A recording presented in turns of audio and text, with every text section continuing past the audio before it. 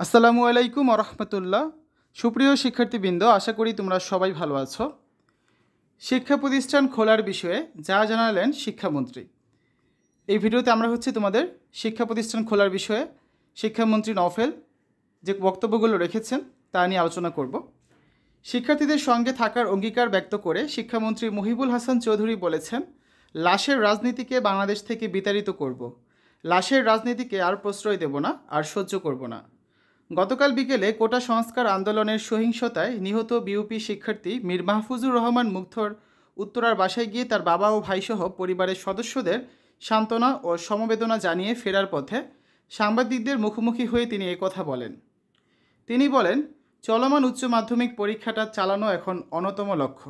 আমরা সকলের উদ্দেশ্যে বলতে চাই, শিক্ষার্থীদের নিরাপত্তার বিষয়টি খুবই গুরুত্বপূর্ণ। আমরা কি আবারও সেরকম একটা পরিস্থিতিতে পড়তে চাই যেখানে একটা সন্দেহ এসেছে বা প্রমাণও আছে ঢাকার বাইরে থেকে এসে বিভিন্ন ক্যাম্পাসে তাণ্ডব চালিয়েছে?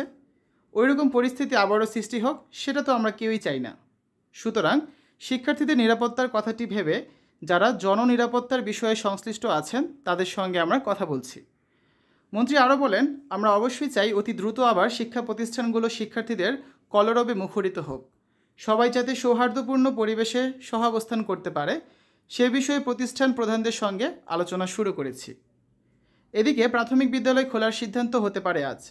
কোটা সংস্কার আন্দোলন কেন্দ্র করে উত্তপ্ত পরিস্থিতির পরিপ্রেক্ষিতে দেশের সকল সরকারি প্রাথমিক বিদ্যালয় অনির্দিষ্টকালের জন্য বন্ধ ঘোষণা করা হয়।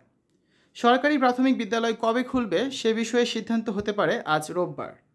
গতকাল শনিবার এ ব্যাপারে প্রাথমিক ও গণশিক্ষা সচিব ফরিদ আহমেদ বলেন, এ সপ্তাহের মধ্যে সরকারি প্রাথমিক বিদ্যালয় খুলে দেওয়ার চেষ্টা চলছে। বিদ্যালয় কবে খোলা হবে সে বিষয়ে চূড়ান্ত সিদ্ধান্ত নেওয়ার জন্য আজ এক সভা হবে। এই সভায় সিদ্ধান্ত নেওয়া হবে কবে থেকে প্রাথমিক বিদ্যালয় খুলবে। প্রসঙ্গত, গত 24 জুলাই প্রাথমিক ও গণশিক্ষা মন্ত্রণালয়ের জনসংযোগ কর্মকর্তা মাহবুবুর রহমান তুহিন জানান, শিক্ষার্থীদের নিরাপত্তার কথা বিবেচনা করে প্রাথমিক বিদ্যালয় অনির্দিষ্টকালের জন্য বন্ধ ঘোষণা করা হয়।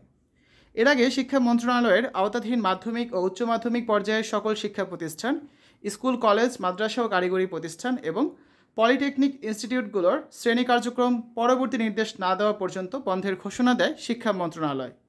শিক্ষা মন্ত্রণালয়ের ওই সংবাদ বিজ্ঞপ্তিতে বলা হয়, বিদ্যালয় ও কলেজগামী শিক্ষার্থীদের নিরাপত্তার বিষয়টি বিবেচনায় নিয়ে এই সিদ্ধান্ত নেওয়া হয়েছে।